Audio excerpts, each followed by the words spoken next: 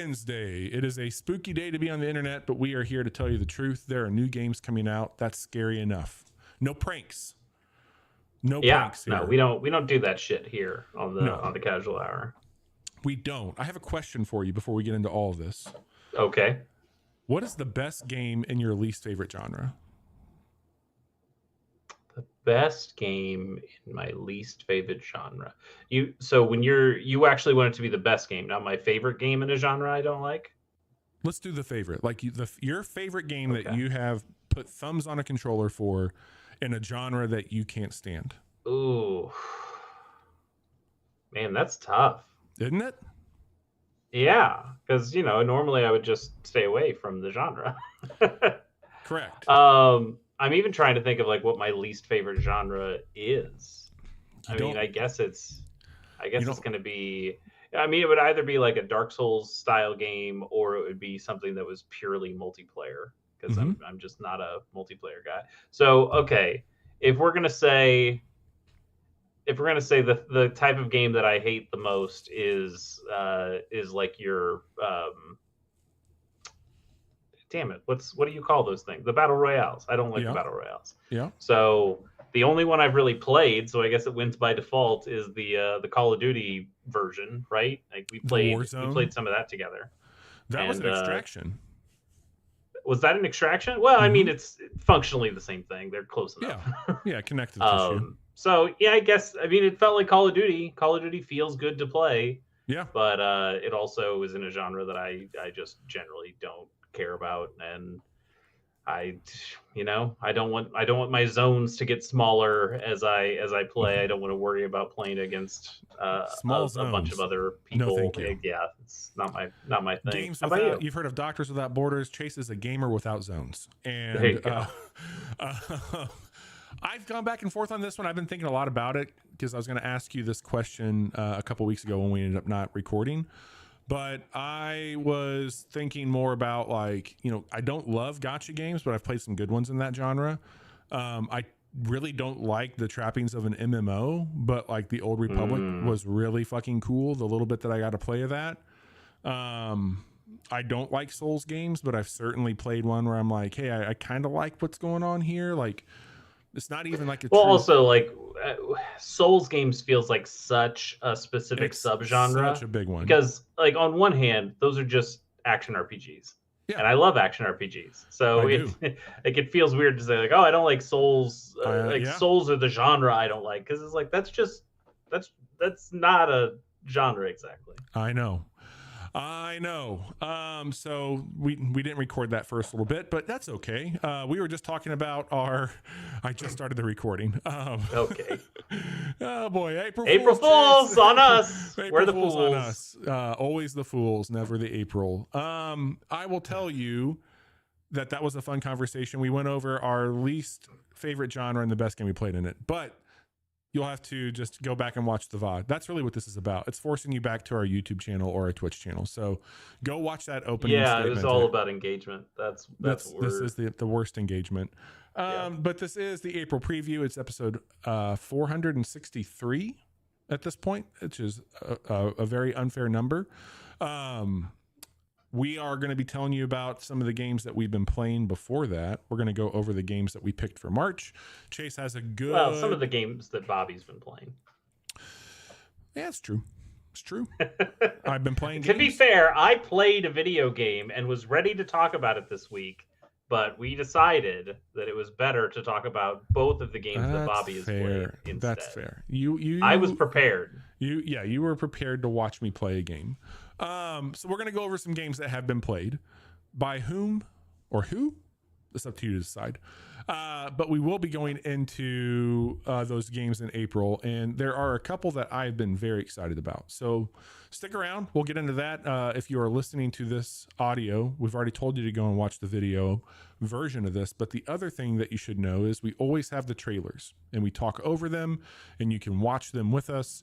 They're not present on the recording, so if you want to know what these games look like in practice or what we're referencing, come and at least watch the back half of the episode on our YouTube or Twitch channel. You can't listen to the trailers because, one, we have to talk over them, and two, we don't want copyright strikes. But no, we do at least play the trailers on the video version.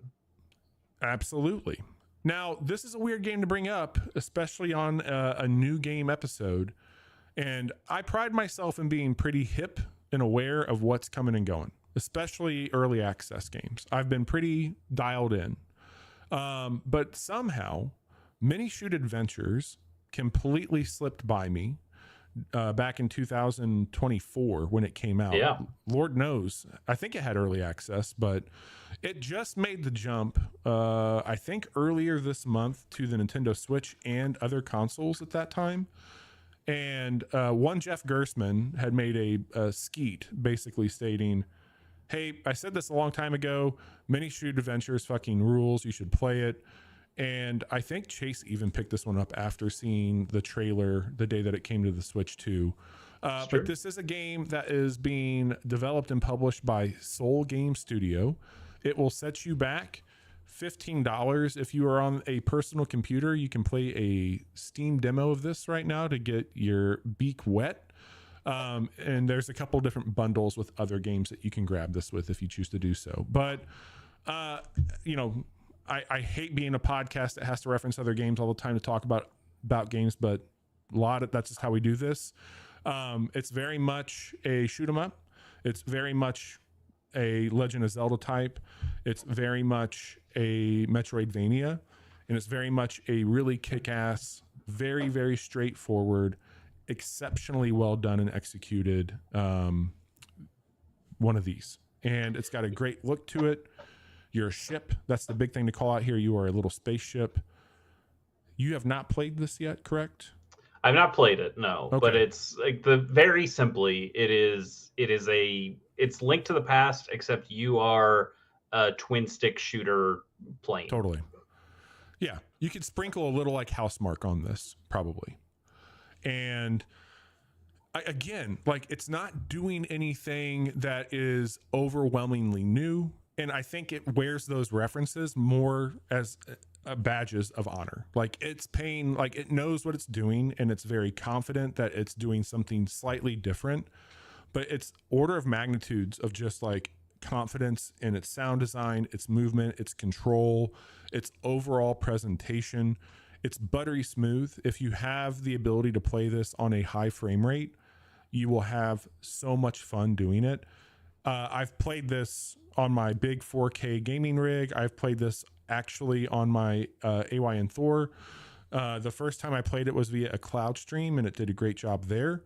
So I've got this natively running via GameHub on the Thor, and it runs it beautifully. I'm running it at pretty much the 1080p, having a great time with it. And I think I'm like the halfway mark on it.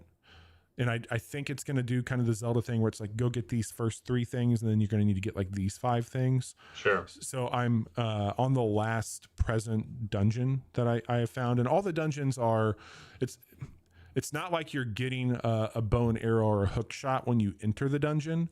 It's more or less like get through the dungeon, get the power up. So I don't know, maybe I'm getting closer to the end than I think, but I have now all the items, at least that were in the menu, where they had like question marks or whatever for my vehicle. So I just got one called Surf, which allows me to go over bodies of water. And okay, yeah, that's what I was going to ask, is like, it's pretty easy to think about power-ups when you're talking about twin stick shooter things. It's, you know, different guns or laser beams or big spread weapons or things that do extra damage or something. But when it comes to trying to translate a twin stick shooter into a Zelda setting, what does count as upgrades here? Like, what are, you know, in Zelda you have like the rock cape or something that allows you to go over a big vast empty space, or you have the hook shot that does a very similar thing, or you have bombs to open up new areas. You know, what are the equivalents of those things in Minishoot Adventures when you're a plane and not just a guy? So you get a couple different things that I think are pretty clever. The first of which is like a boost. So you get this ability to jump over. There's a lot of ramps that act as like one-way passes into areas. And when you unlock this, it allows you to kind of like bridge the gap, and quite literally bridge the gap and jump over, and you get a little flourish that you can do. It also increases your movement, so you get this like jump boost, but like also when you're in battle, you can, again, this is like that juice aspect of it, but you can strafe almost with the boost. So if you have an enemy that might have a weak point behind it, you can kind of go around it and then boost really quick to like chase around its tail and then do some damage.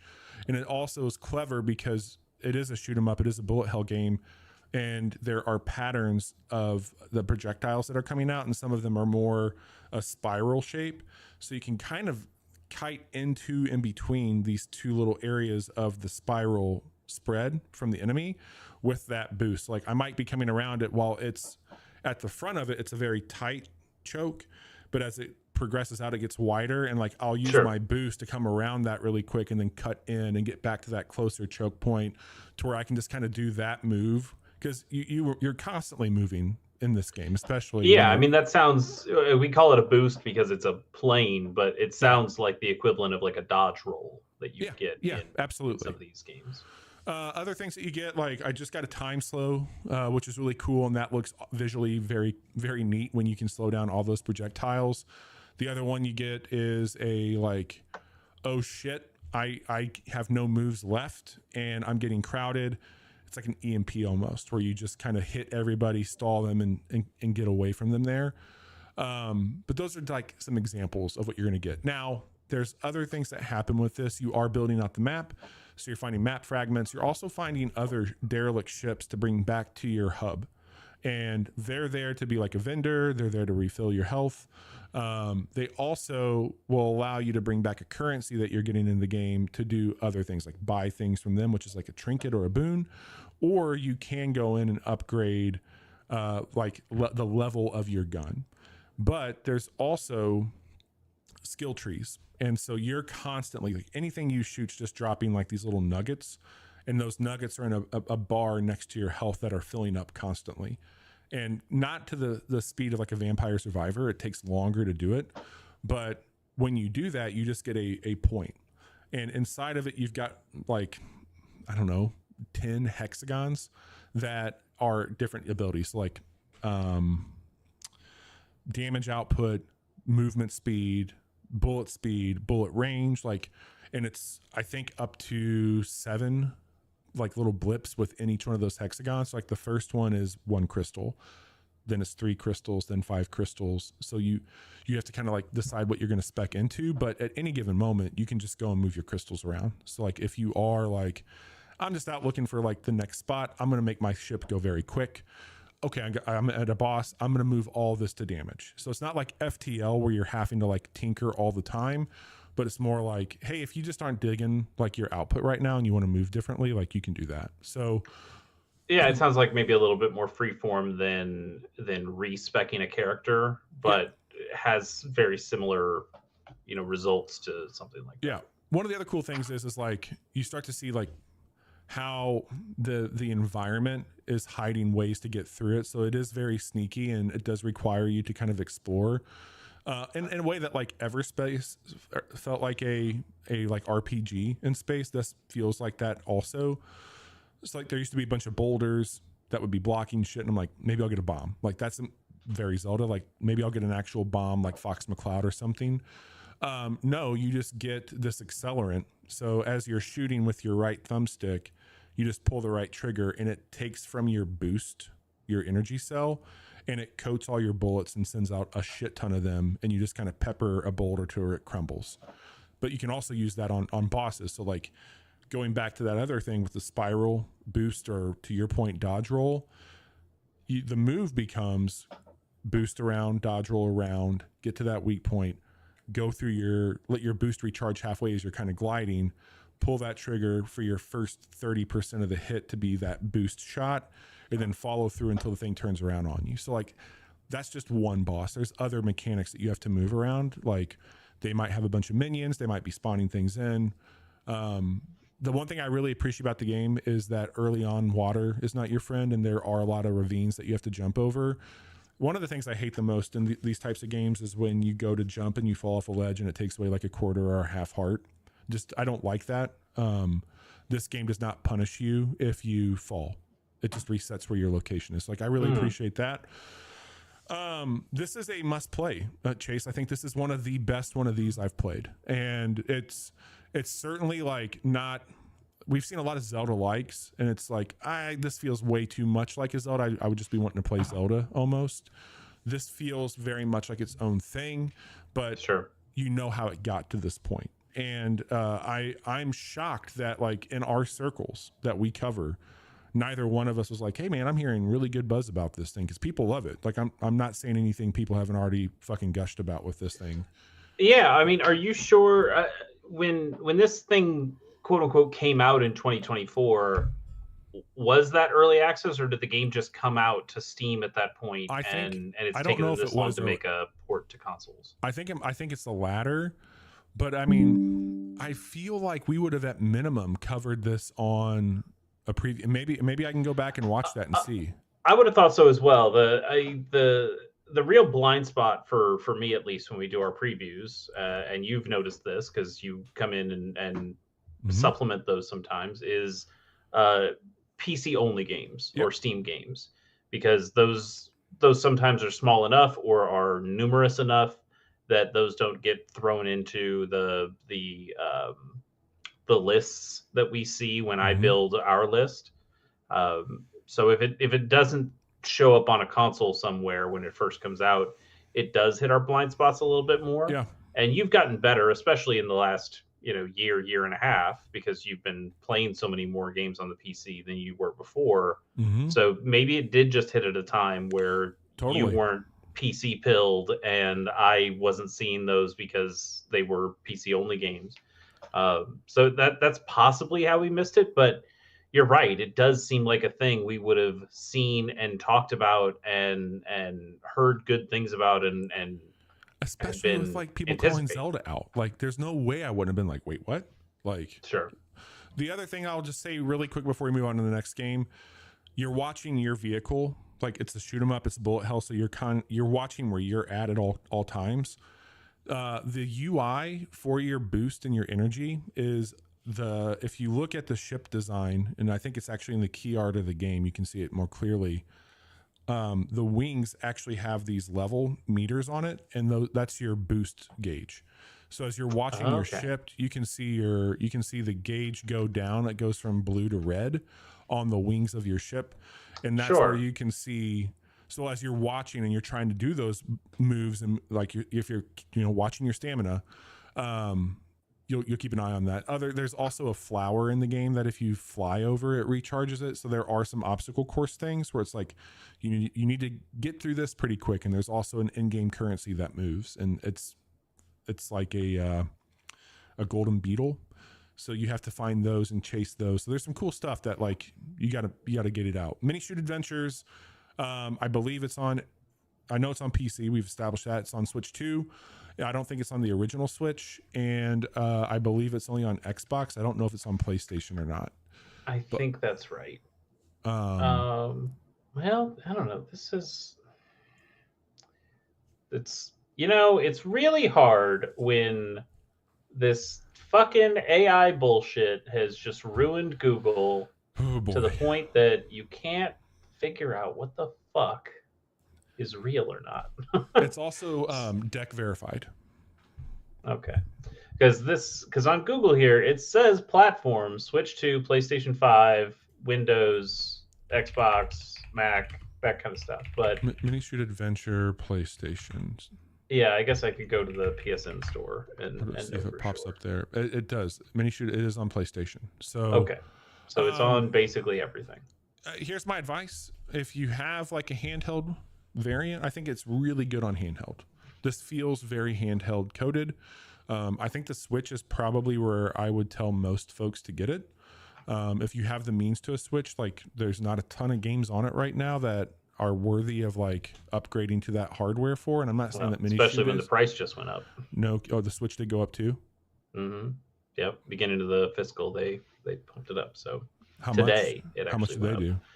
I don't remember. I know PlayStation went up substantially. Well, yeah, the Switch 2 is still cheaper than a PlayStation 5. Is that still the cheapest console to get right now?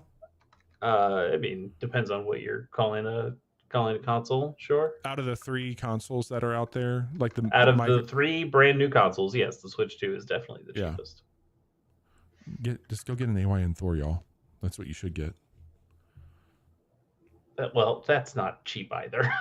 It's cheaper than all these at the starting point, especially. Yes, it says raising to $450 for the base model is what experts say. That's up $50. I believe that is correct. Yes. Okay. Rough time for sure. But Minishoot Adventures, definitely worth checking out. And Chase, you got to check something out this week. I got to check out a game. Yes, I have not physically played this game. Bobby played this game, but we did it on Casual Mondays, and I gotta say, it looked pretty cool. And that was Rotwood. Yeah, the new game from Clay. $29.99 This one came out. We did talk about this, I think, during the preview episode. This was a March 3rd release. Clay put this one out and published it. I think this was on most things also, if I'm not mistaken. I feel like this was certainly PC. Right. I think it's on Switch 2. I think it's on PlayStation. I don't know if it's on Xbox for this one.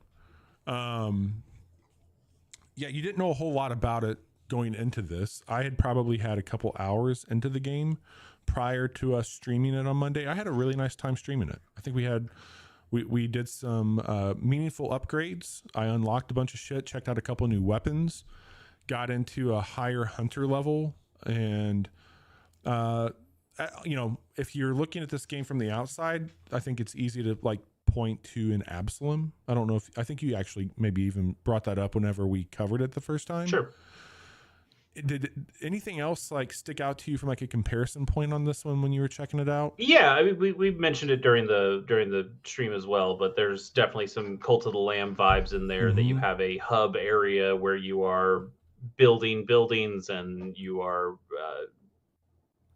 growing relationships and adding new things there that allows you to go on your runs, and then your runs feel a little bit more like Absalom in that they or even like a bit of like Binding of Isaac, I suppose, where you don't it's randomized, so you don't know exactly where you're going. There's not like a big map like Absalom has. Like Absalom has a map, you know where you're going, and the path doesn't change each time. But in Rotwood, it does change. Like you don't have a full map view that you can go out of, but you can at least see, okay, here's a path north or here's a path west. And the path west, it gives you like a little icon to say, this is where a shop will be, or this is where like a new upgrade will be if you go to this other one. So you get options in that sense. I guess it almost feels a little bit more like a Slay the Spire in that sense of going to a new room, choosing an option of which path you go down. Even though when you actually get into the rooms themselves, the rooms are about arenas. You're fighting new guys in these different arenas, and in there it's very much like a action game in the same style as like a Cult of the Lamb or an Absalom. Or actually, what was you played this one too? It was like a black and white game where you'd Tome? Like no. This is more like actiony, more scary in the woods kind of thing. Black and white in the woods. Yeah, there was like deer heads and shit like that you were, it was like black and white, and then there was some red that was thrown in there as well. But it was one of these where you'd go into different rooms on a roguelite style.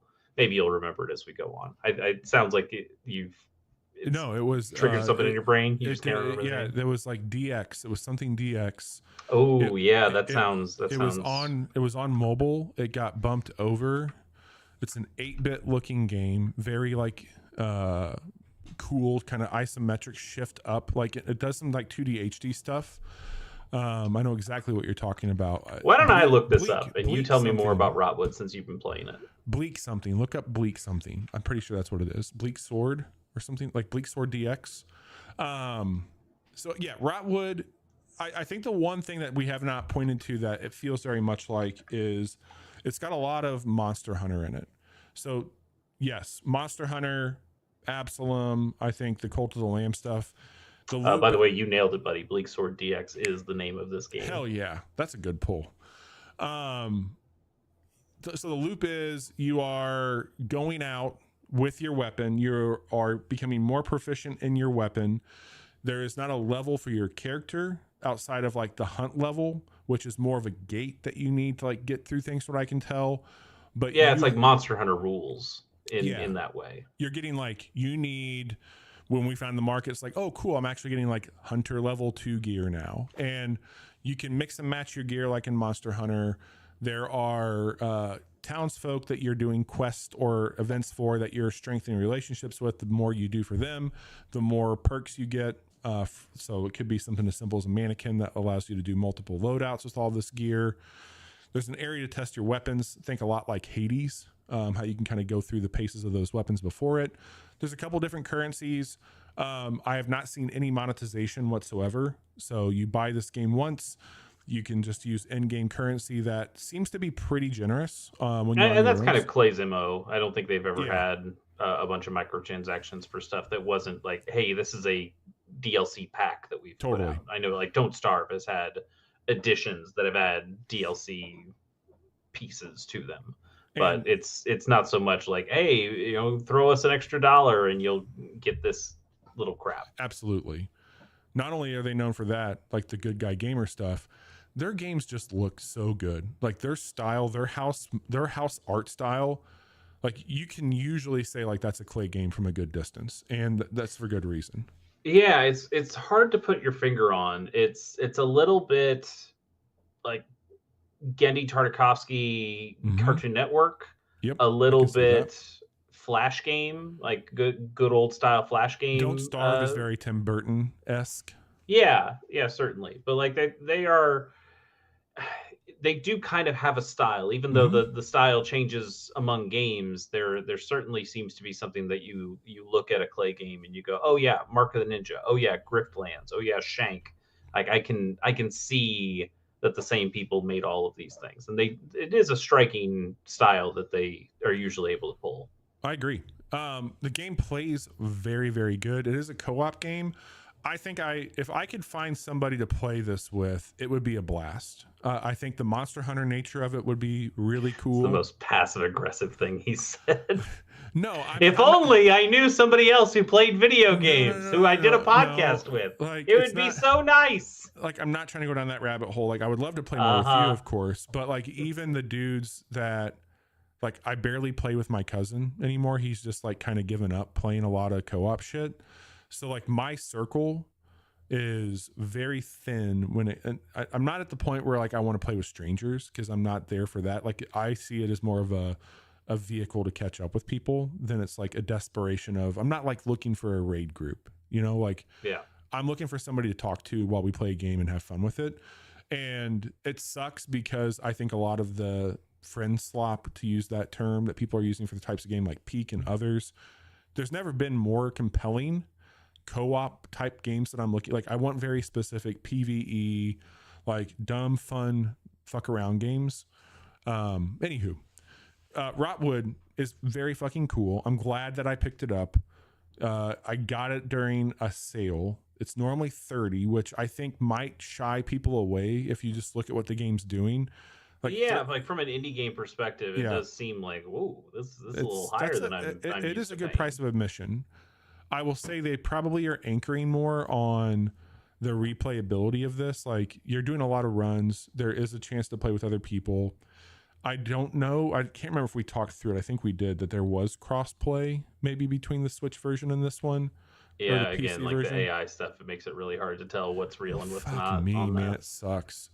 But anywho, not that you need to like go and buy a game from March when we're about to tell you about all the ones in April. But if you are, if you are into a cool single player or co-op experience, if you enjoy those games that we've compared it to, I think that you'll find something to like. And if you want to go back and watch our stream from Monday, we went through at least 3 different levels, and I haven't expanded into, like, I think there's 7 different worlds or biomes from what they call them that you can get into. And it seems like there's going to be a handful of levels per section. So who knows? Like, I don't know if the ceiling or difficulty gets through the roof on this thing to where your gear really becomes important. Right now, it seems a little like the challenge was picking up in that first jump from 1 to 2, but I think I don't know if we ever cleared that boss. No, we did. I beat him the second time. So you didn't get touched that second time.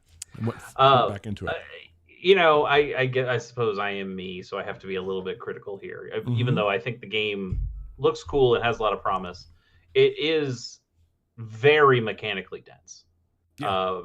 It's like, think about when you play Balatro or something like that, and you have all the different things that these cards can do, and you have the jokers and you have modifiers, and sometimes you play a hand and you're not even sure about everything that's going to happen. You didn't head calculate all the things that were going to trigger and happen and what the final score would be. And some people can, some people can do that because they put their mind to it in a way that I just will not do. But that is a very mechanically dense game that is very simply played. I choose the cards and the cards go there, and then all this crazy stuff happens. And this game is not exactly Balatro in terms of comboing, but Balatro in, hey, this card has a little mark here. This Joker does this thing, this thing over here. There's all those sorts of different modifiers to it. Rotwood has all those sorts of little modifiers that go into all of its mechanics. Its weapons, the armor, the gear stuff, the gear level, the relationship stuff that you're building. Yeah, totally. The relationship, the buildings that you can do. And then it's also not a particularly simple game to play either, because it also wants you to do a bunch of action game style combos, and you're learning more combo stuff. And it's getting into, something like Bayonetta territory of think about all these things that you can do. And now you're unlocking even more moves for things. And those moves have different percentage advantages because of all the modifiers. So it's taking a very mechanically dense game and also putting it into a style of play that can also feel dense. Yeah. And when you put those two things together, I got to say, as somebody who was just watching it, I felt pretty overwhelmed of all the things that were happening in front of me, to the point that I think there would almost be some analysis paralysis if I were to play it of, what should I upgrade? I have these things and I know I can upgrade something, but these cores go into so many different potential objects. What actually is helping me here? Did you ever feel any of that when you were playing? No, because I look at it more from I'll use the Monster Hunter lens again. I've found my place on Earth in Monster Hunter. I'm a hammer bro. I use the hammer, so I'm building my gear very specifically around that. And hammers need to take a hit because you're always right up by the face. You're usually going for the tender parts, so you want to be able to take a hit. So I always look for there's earplugs that won't disrupt my swing, fast recovery, and then I also want to do anything that's going to go for more part breaking and or stun. So I build around those two things. And for Rotwood, so far I've played with there's 5 weapons. We've done the cannon, we did the spear, and I've done the hammer, of course. I did not do the gauntlets, and I can't remember what the other one is off the top of my head right now. Bow and arrow. Bow and arrow. So I already know that I want to go into a build that will probably early on negate damage to me while building around a very specific thing with that. So crit damage on the hammer, I already had that one piece that if I did my roll and golf swing, it did an additional hit. So already I've got kind of a gear that I'm chasing. So I've got that when I'm doing it. Where I got a little overwhelmed was when I saw how robust, I thought I was just bringing vendors back to the village. Oh no, it's Cult of the Lamb. You can actually design and craft a village. And I'm just fuck, that's cool. I love doing those things, but it was also in Cult of the Lamb, you were doing it because you were building a cult and you were building people that wanted to follow. Yeah, but the density part in Cult of the Lamb was so much more of the hub world area. Yes, that's where a lot of the density took place. But then when you actually went in and played the roguelike part, very simple. That was much more simple. Yeah. Where and something like Hades, it kind of almost feels like the opposite of like when you get into the actual roguelike part, that's where things are really complicated. You're getting new gear or new modifiers and things like that as you play. But then when you go back to the hub world, to Hades, you have only a handful of simple things you can do, or you're just talking to people to get more of the story. And this game really feels like it's saying, well, what if we made both of them mechanically complicated? And maybe that's something that people are up for. It certainly could be. I don't know if it's necessarily my type of game because of that, but I could see somebody putting in the time, putting in the effort, and really enjoying the reward of mastering both styles of those things. 100%. So that's something I'll probably fall back onto. Like if we're ever at a drought where it's like, hey, what do I want to play tonight? Like I might make Chase watch me play more Rotwood, or maybe I'll revisit if I do play it and I'm like, hey dude, check out what this looks like when you go to this level. It's fucking hard. Like, so anyway, that's Minishoot Adventures, really cool. That's Rotwood, very cool. Next week I'll tell you a little bit more about the stuff I've been playing on the Thor. Still playing a lot of Pokemon, still playing Crimson Desert has had 2 patches already, significantly easier to play. So I'll have some updates next week on those things. But Chase, I think you also played another Pokemon ROM hack, so maybe we can hear about that next week on what you've been playing. Yeah, I went back to Lazarus. We've talked about it on the show before, but I made a little bit more progress in there. And you know what? That game's cool. I think it has some downsides to it, but for the most part, I think that is a very pleasant video game. You should look up Pokemon Fix while we get cruising through here. Check out what that is. Okay. Pokemon Fix. All right. This is a preview episode. Chase, you have prepared us to talk about video games that are new, but don't you think we should talk about games that are old a little bit more? They're not that old. They're a month old. They're a month old. So, throw them out. You know, time to go to the grocery store, get new groceries. Yeah, I also realized that I never updated the PlayStation Plus games for April because they had stayed cagey, but I think those are actually out there now. Right? A lot of them have been leaked, but now it seems that they have been confirmed. So okay. I think I've got those ready now. All right, cool. But yes, let's first talk about the games from March, which we just went through. I'll go first because it's significantly faster for me to go first. My lone pick for the month of March was Monster Hunter Stories 3 Twisted Reflection, which I am still playing. I confirmed after talking with Bobby on Casual Mondays that I am further in that game than he is now. So, I play video games. Just want everybody to know I play video games. I have proof. And that game continues to be pretty good. I'm still enjoying it. I'm in the kind of second area of the game right now. And it's been good. I don't think you like it as much as 2, though. I don't think I'm liking it as much as 2. I don't even think I'm liking it as much as 1. But 1 was also a very novel experience, that this was all cool and brand new.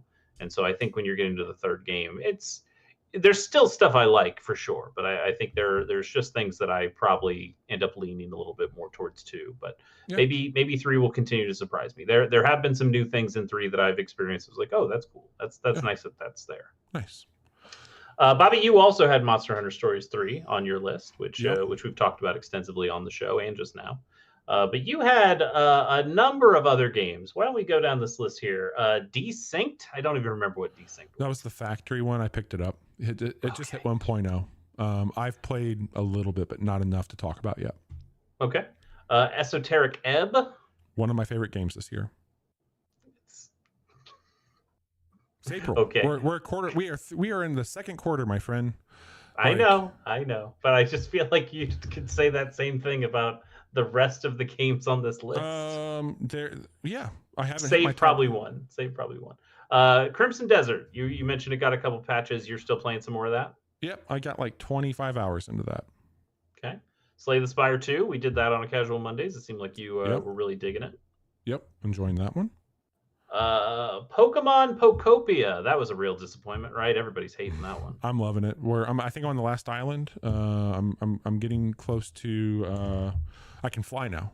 I'll say that. I can glide now. So got that. I was just talking to somebody about that game today, and I was saying, oh, it's a game that I know I'm going to play this year, and it's just something that's kind of been put on the back burner while I was playing Monster Hunter.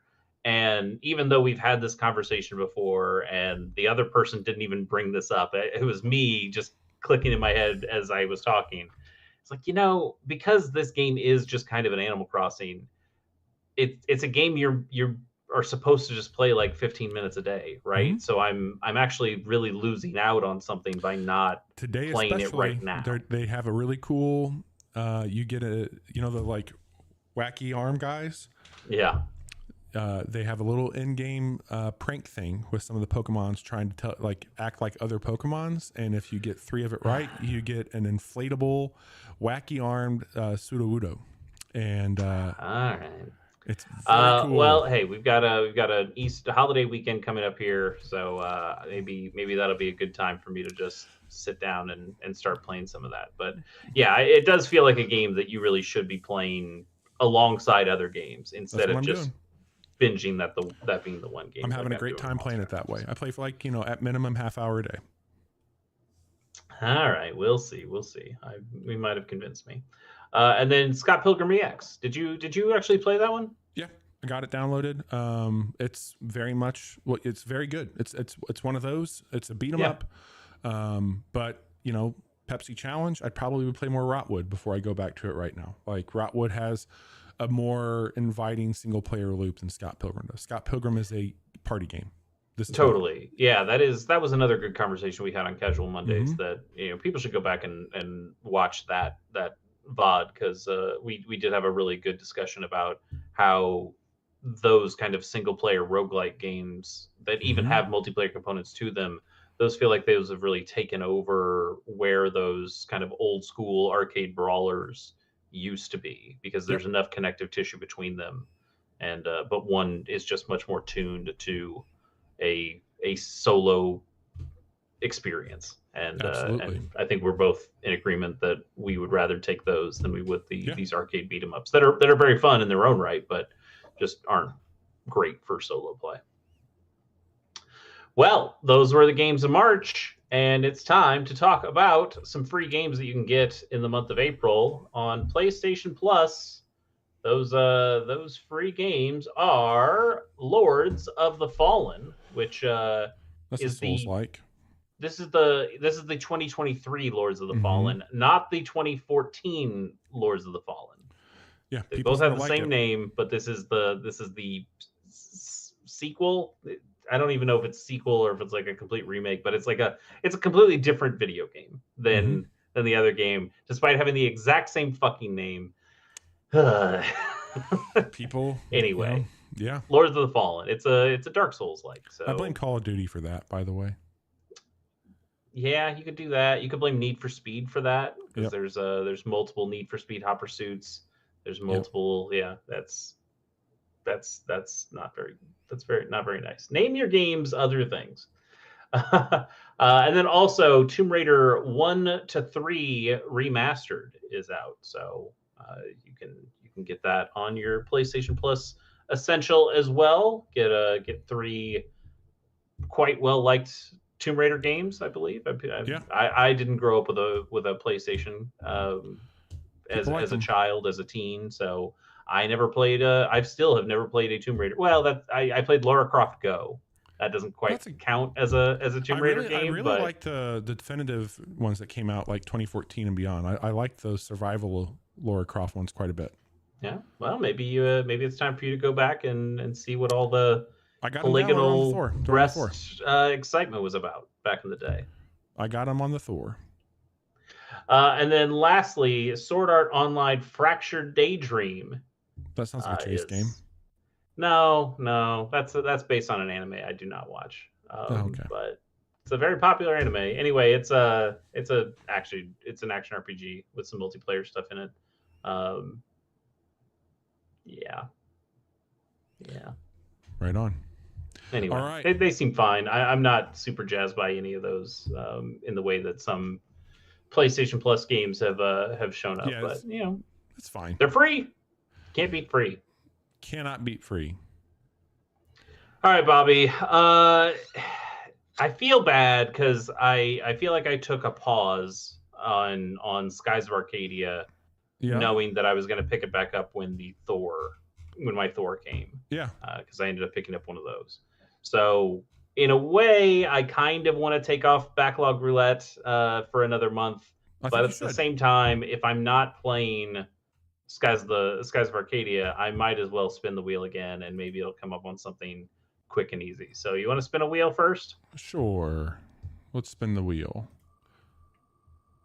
I'm sure it'll probably go up on something like really quick, something I can knock out in like an hour or something. It'd be fine. Certainly not some kind of giant game. That would be ridiculous, right?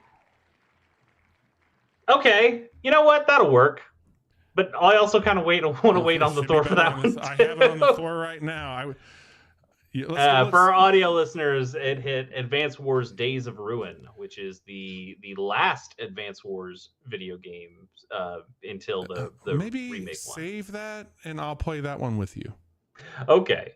Days of Ruin is a much different game than all the other Advance Wars games. I'm spinning it again, by the way. Oh, God. Okay, fine.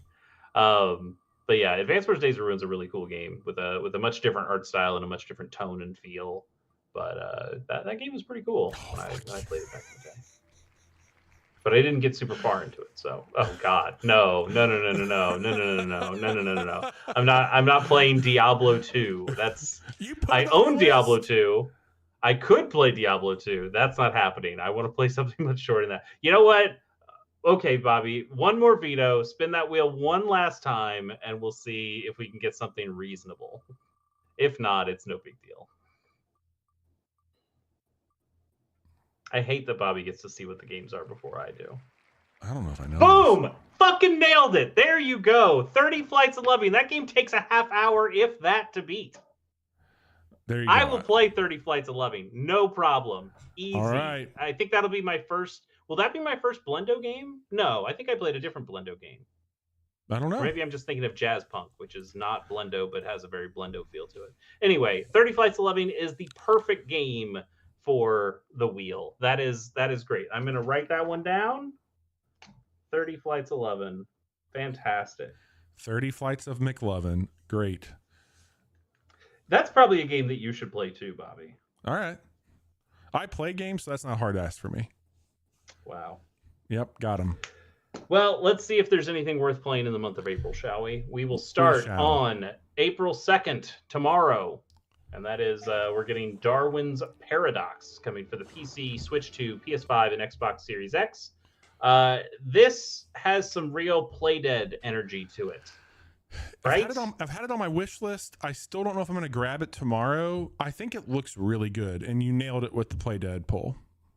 Yeah, I mean, it certainly doesn't look like a Playdead game from the aesthetic. Like this feels like you're playing as this octopus that is in a weird world. Like it gets pulled out of the ocean, and you're running around and doing puzzle platformy stuff in like a side-scrolling environment. That's the part that feels very Playdead in that way. This feels like something great. This feels like it's just inside with a different art style. Yep. The thing is, Playdead can't make as many games as you'd want to play. So it's nice that other people are out there saying, well, we can make one of these. It's Konami too, by the way. Nice. Do what? It's Konami. It is Konami. It's nice to see Konami actually making video games again, instead of just exercise gyms and shit like that. Or pachinko machines. But I think this game has an okay aesthetic. I don't necessarily like this kind of cartoony feel as much, but I do think this style of video game is one I am always interested in seeing more of, because it does feel like something that is completable. Like it's not a game that wants 100 hours of my time. It's something that's like, oh, you could beat this thing in like 4 or 5 hours, and that sounds great to me. I would like more 4 to 5 hour video games, please. Yeah. So that one looks pretty good. Also on the 2nd, Morkel as Ascend to the Gods comes out to PC, Switch, PS5, and Xbox Series X. Speaking of aesthetics that I wasn't super jazzed about, Yeah, I don't know. It kind of feels like Hollow Knight Light. Yeah. Hollow Knight, it's got like early kind of flash game look to it in a way. But there's an interesting premise here. Like this is a game that is all boss rush.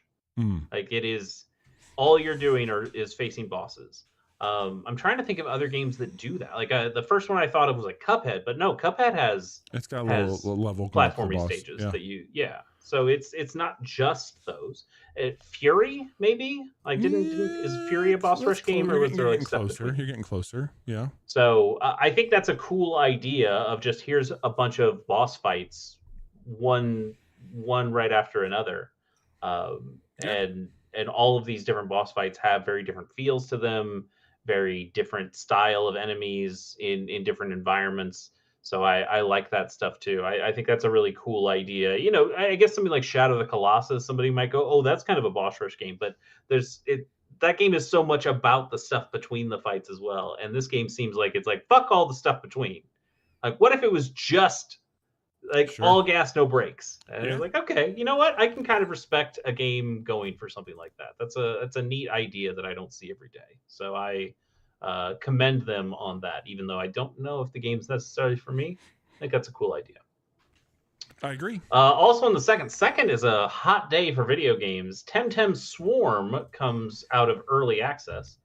This has been in early access since 2024, which similar to Minishoot Adventures, I'd go, I don't remember this being talked about at all. But Bobby, you are a little bit more plugged into the Temtem. Did you know about this? I did. I got exhausted, man. Like, you know, I didn't like Vampire Survivors out of the gate, and there's been a shit ton of those. People that play this one really like it. I think the early access did well for them. There was, you know, that studio went through some weird shit. Like Temtem had its roadmap basically abandoned. Sure. And they pulled this thing out, which felt like you're chasing a trend right now. But I just got like 2 weeks ago from that studio. There's another Temtem game that they're kickstarting that is like their most ambitious thing to date, which they say it's creature collecting. I don't know if it's just another version of Temtem or what, but yeah. And to be clear, this is like a completely different video game. This is not like a mode in Temtem or anything like that. This is Temtem assets, but Vampire Survivor. Yeah.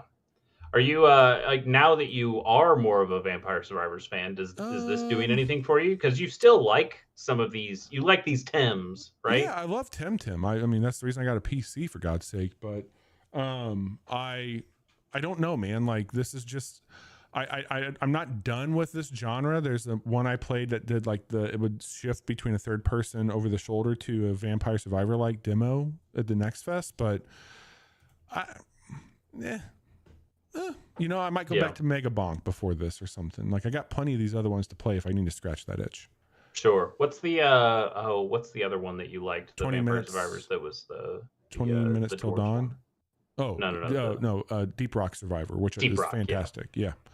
I actually have that on the Thor right now as well, and it plays really well there. You know, just thinking like a game franchise you like is now making a Vampire Survivors. I thought you'd be into it, but you know, you already got that apparently. Let's move off the second, shall we, and get to the seventh, where Starfield comes to the PlayStation 5. So, you know, now more people than ever can experience Starfield. Great.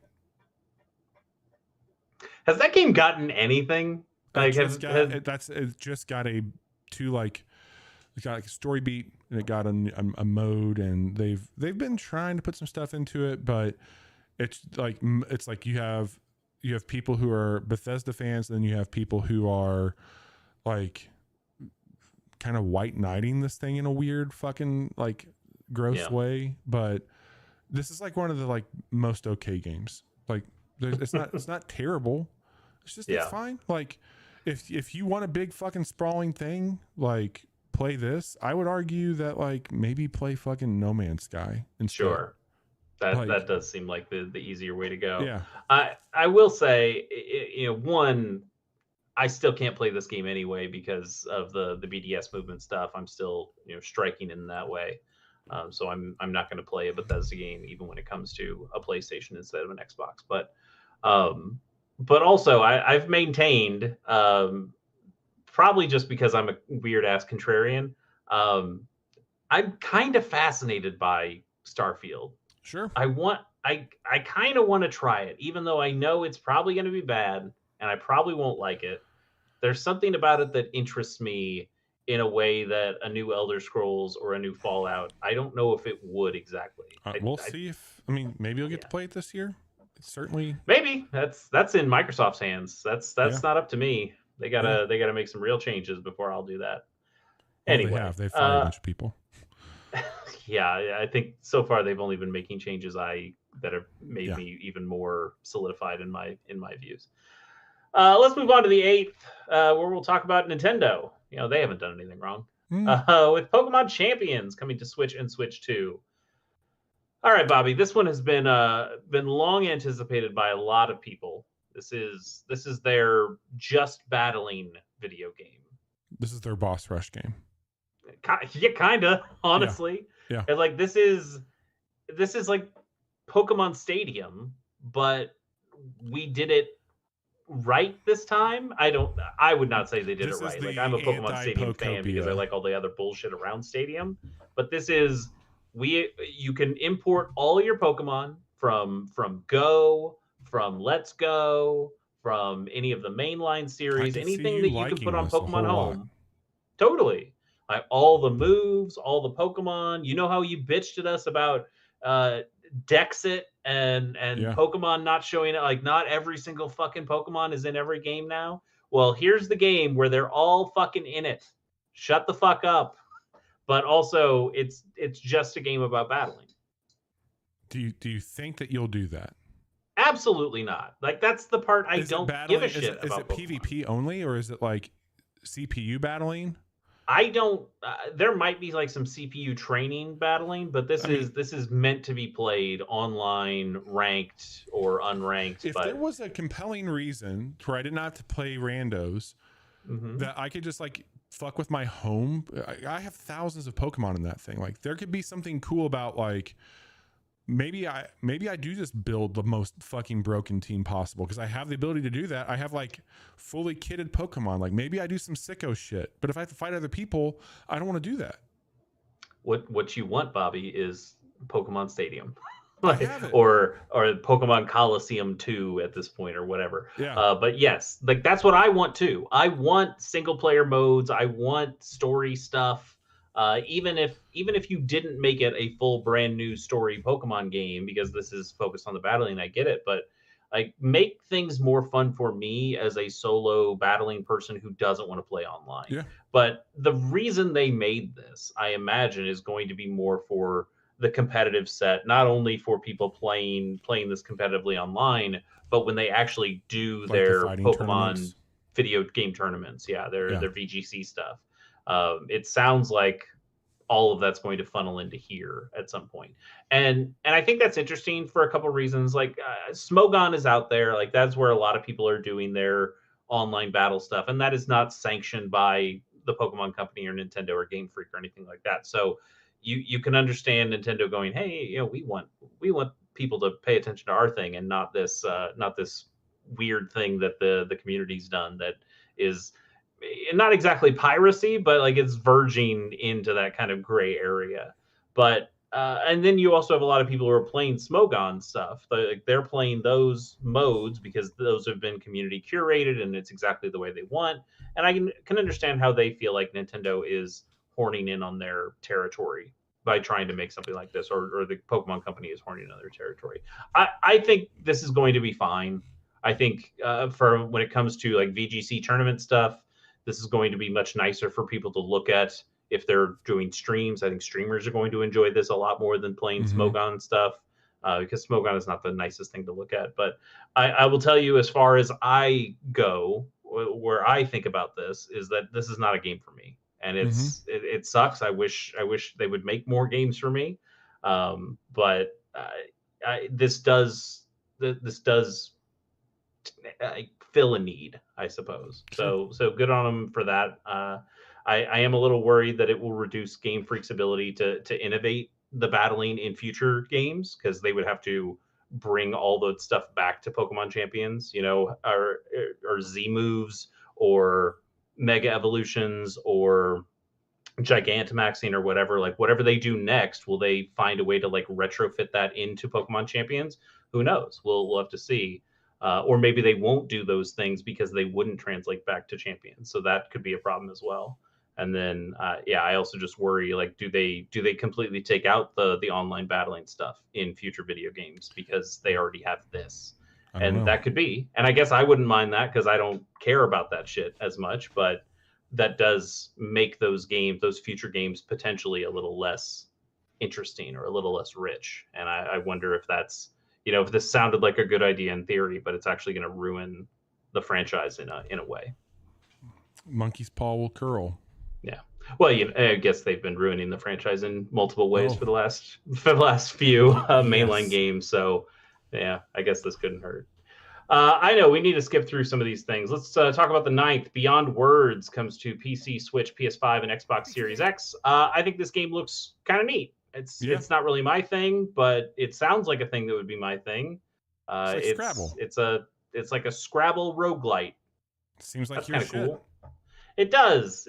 I'm not really a big Scrabble fan. The thing I found very funny in this trailer, I think it already went by, is that they keep announcing in this trailer, this is from the creators of GoldenEye and Time Splitters. You're like, okay. What? Why does that matter? Like, this is a word game, though. If they were making some first-person shooter or arena shooter thing, I'd go, okay, yeah, I care about that. I'm playing Beyond Words, slappers only.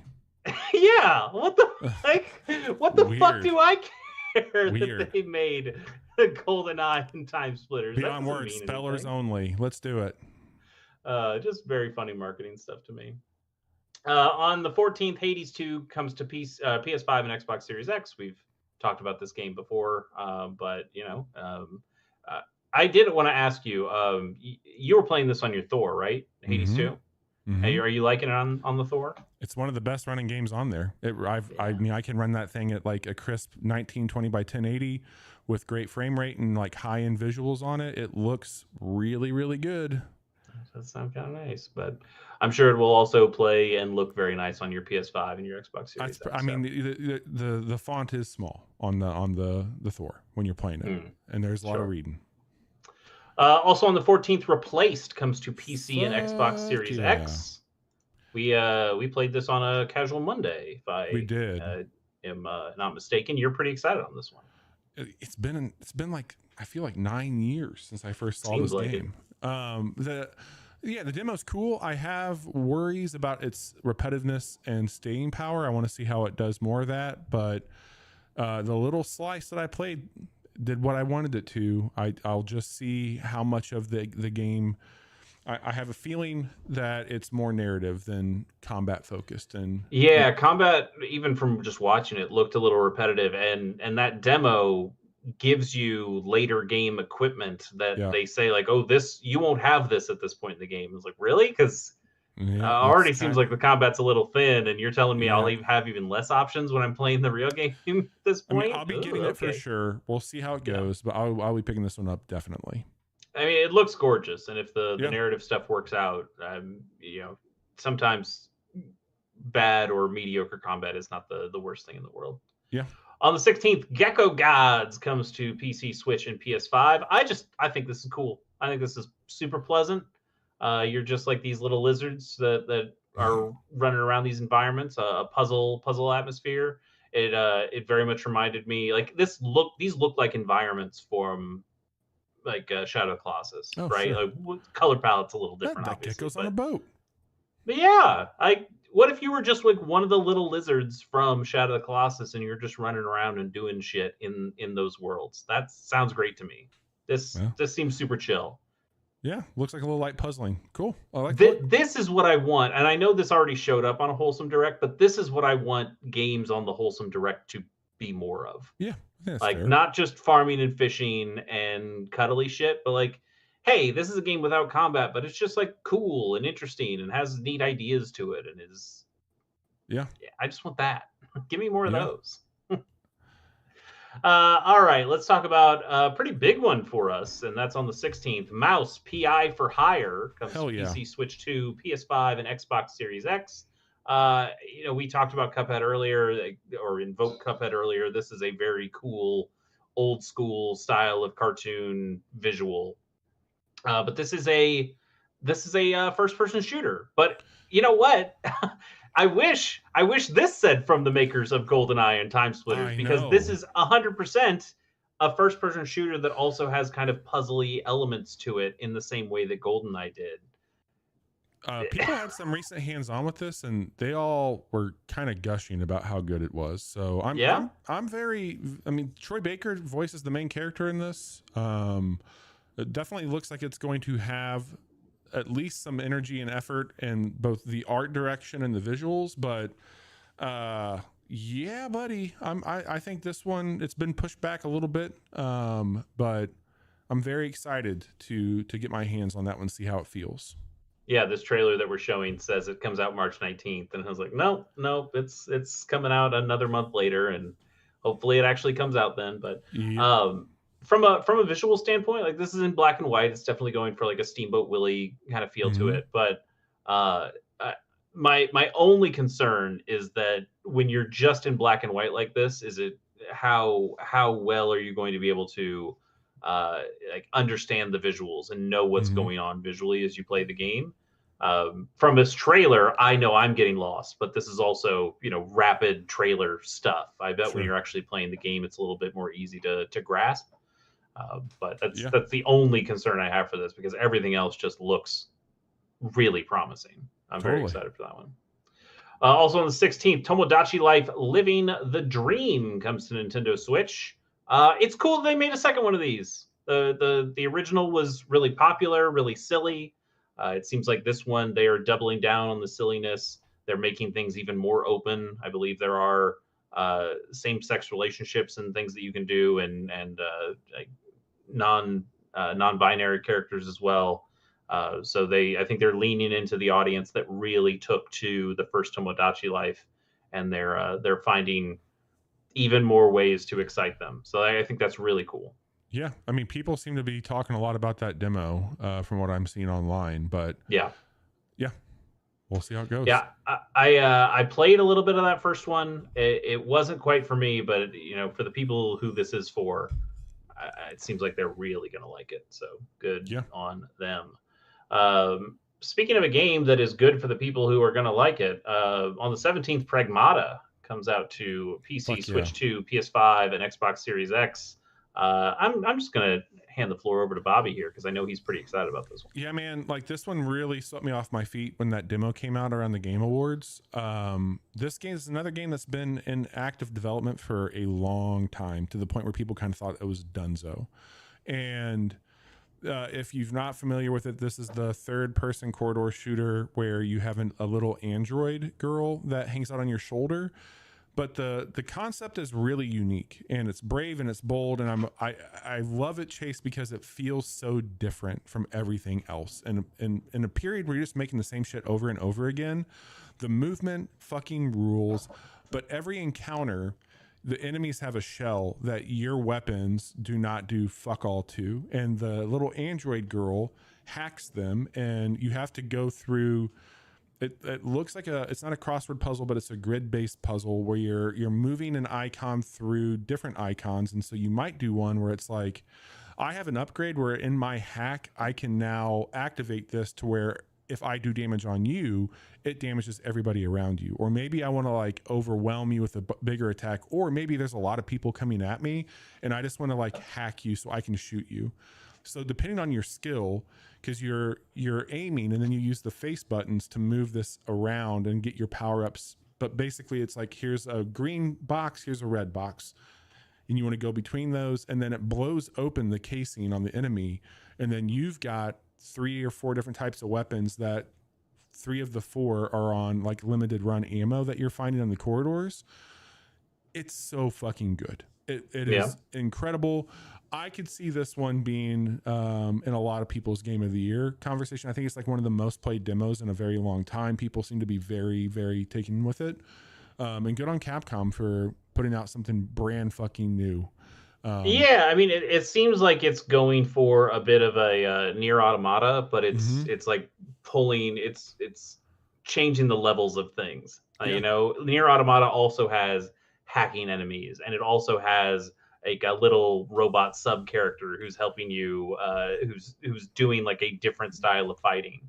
But the meters on this, like okay, we're gonna push it a little bit more here, we're gonna pull it back a little bit more here, and so Pragmata, I'm not saying they're doing exactly just Nier Automata again, because I think you're right. I think they are doing something very different, but I can see some of that inspiration, how it's pushed them to try something different. Yeah, pretty cool. Absolutely. We talked a lot about Vampire Survivors here, even this month with some of the games that are coming out. But what are the actual Vampire Survivors people doing? Well, they're making a brand new video game, and it comes out on the 21st. That's Vampire Crawlers, the turbo wildcard from Vampire Survivors, which is coming to PC, Switch, PS5, and Xbox Series X. I know I was pretty unimpressed looking at this game when we tried to play it for Casual Mondays. A lot of that probably had to do with the game fucking up our setup, and we didn't even get to play it for Casual Mondays. But you've been playing some more of this off stream, where in the demo wise, how have you felt about this? I think it's cool. I am tentatively planning on picking this up when it comes out, but I'm gonna be playing Pragmata. And this would be something that I would play with you, and if we're gonna struggle with it, maybe I'll wait for a sale. I don't think it's gonna be very expensive when it comes out. Sure. But there's definitely some games I'm already very invested in. I have it as a pick right now, and I think it does some really cool, weird shit that is fun.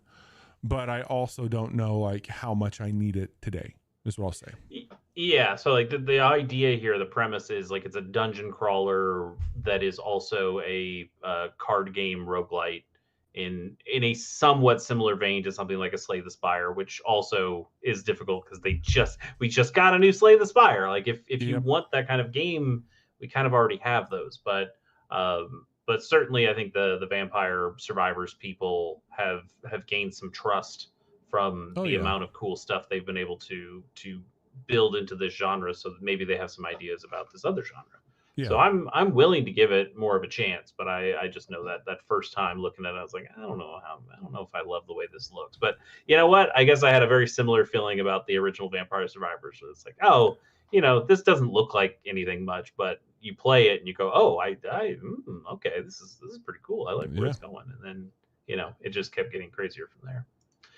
Also, or on to the 22nd, where we get Masters of Albion coming to PC. This is going into early access. This is a new God game, and it's from 22 Cans. So this is actually Peter Molyneux's company, and it's Masters of Albion. So this is in the Fable universe. Mm-hmm. So it's Peter Molyneux getting to do some Fable stuff, but also going back to his roots with a new God game, much like Black and White, the games that he's really well known for, or started to be really well known for before he made Fable. How do you feel about God games, Bobby? Because obviously you are a person who likes building towns and tinkering and stuff like that, but have you actually played a God game like this before? Yeah, I played on iOS. There was one called Pocket Gods that was really popular when the App Store first came out on iOS. This one does look pretty cool, and I like that it's more of a God game in the sense of you're doing some RTS work, which I think is really interesting with it. So I feel more like the way that we're the Tower in Nine Kings, in a way, that's the way I'm filtering this one. So I do think I'm going to check this one out. I like the look of it. I think it looks pretty inventive on its building and upgrading, to the degree of this could be my thing. This could be my shit. There's also a little bit of I see a little bit of Brutal Legend in here, where it's not exactly an RTS, but the idea of here's this tier where I'm looking over the entire battlefield or looking over the whole area, and I can make some decisions from this perspective, but I can also go down to a ground level. And in this game, Master of Albion, you can even take over individual people and characters. You can take over a dog and go and play as that dog and go do stuff, or you can go into a fighter class and actually do some of the fighting, or cool. You can be the omnipotent hand who's manipulating stuff from outside the scenes. So I think that's cool to have both of those perspectives and being able to go between them. So yeah, it's Peter Molyneux, so it's maybe a little bit of overpromise and underdeliver, but it's nice to see him kind of have this full circle moment where he's able to take a new company and play with his old franchises in this way. I hope it works out for him. Yeah. Tides of Tomorrow also comes out on the 22nd. It comes to PC, PS5, and Xbox Series X. I thought this had a pretty cool premise. This is one where like you are kind of it's an asynchronous multiplayer game, which I think is always cool. And especially in a narrative choices matter environment, it's kind of cool to see how you have to inherit and pick up other things that people are doing in the story and just become more of a societal story than like your own. And that's a cool point of friction, I think, for a game that people try to role play the shit out of. So I think that's interesting. And I could see it being very cool, but also frustrating. Yeah, it seems really ambitious, and part of me doesn't really understand how it works. Like I need to see it a little bit more in action. I need to see it not just in a trailer to see like what's actually going on here. Because it in one way it kind of feels like somebody just made a whole video game out of the idea of Dark Souls Bloodstains, because you can see these kind of hints of what people have done in the world, and you can either follow them and do the same things they did, or you can defy those things. Like maybe there's some knowledge stuff that you can do with that, but it seems like you would need a lot of different content for that stuff, or you're going to see a lot of repeatable content in some ways, or like, at least the environments are going to feel very much similar. I kind of just don't know what it is. And I'm interested to see more. I don't know if it's necessarily a game that I'd be all that interested in playing, but the narrative, I think it'll be a good Monday game. Of it. We should do it on a Monday. Yeah. And just see if we can fuck up some stuff. That would be great. On the 23rd, Kiln comes to PC, PS5, and Xbox Series X. This is the new Double Fine game. And, I just talked about the BDS, whereas I definitely don't care if I never play another Bethesda game again. I do feel a little sad that I don't get to play Double Fine games right now. I would play Keeper first and foremost. Keeper does seem a little bit more my speed as a cool single player thing. I think Kiln, the premise is neat. I like this idea of this multiplayer battle arena thing, but you're building your own character because you're firing these clay pots in the kiln. Was this a Fortnite thing for them? I don't know if this was an Amnesia Fortnite. Yeah. I think this might have been an Amnesia Fortnite idea that has then blossomed into a full game.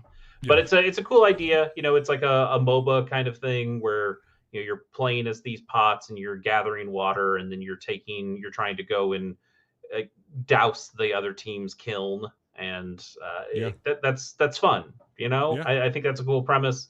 I'm not a multiplayer guy, so this doesn't do a whole lot for me, but I can appreciate the art and the innovation here that we always get that with Double Fine.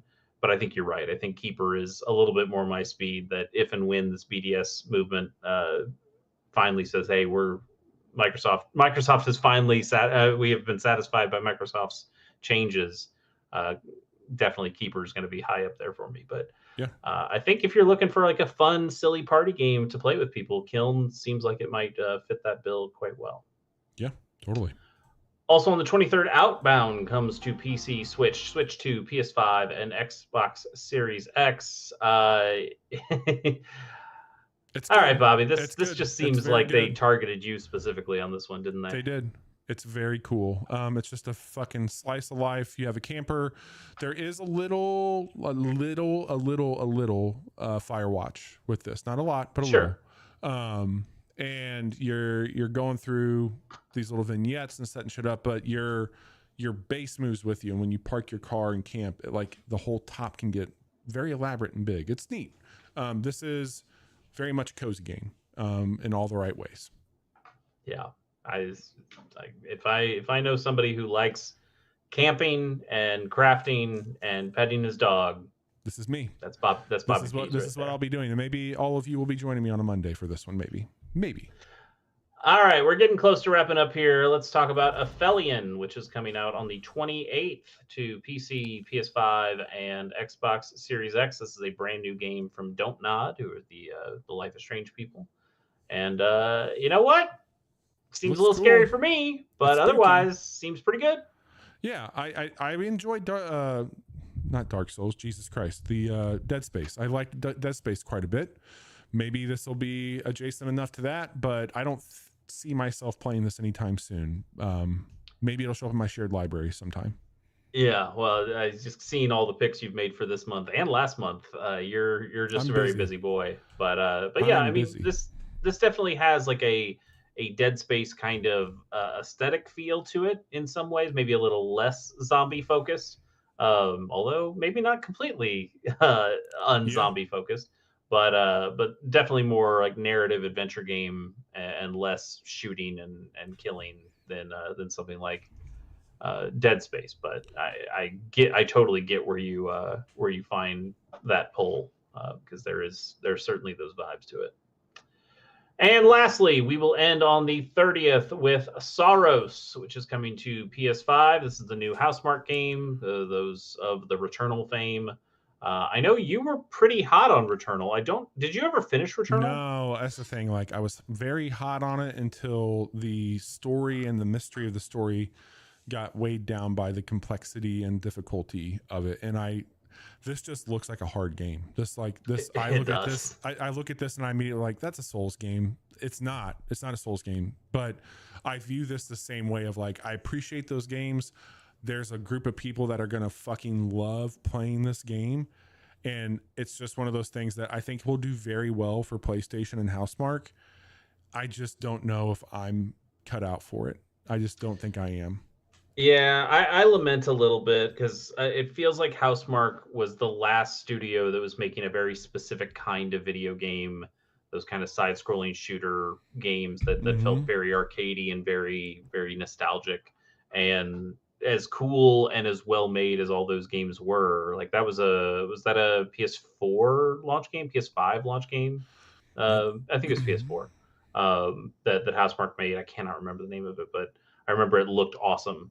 But nobody bought it, and so they kind of pivoted to making these games instead. Returnal was their first one of these, and it hit all the Sony buttons, right? It's a solo premiere kind of game, but it had some of those ideas in them. It had some of those like classic arcade shooter style ideas in them, but it was very much, here's a God of War style big single player narrative game that Sony's all about. And fortunately / unfortunately, it did very well. Like everybody seemed to love Returnal, so now they have to make more of those. And so part of me is like, dude, I wonder if Housemarque really likes making these games, or if they are just slaves to their own success at this point. This is very much Returnal.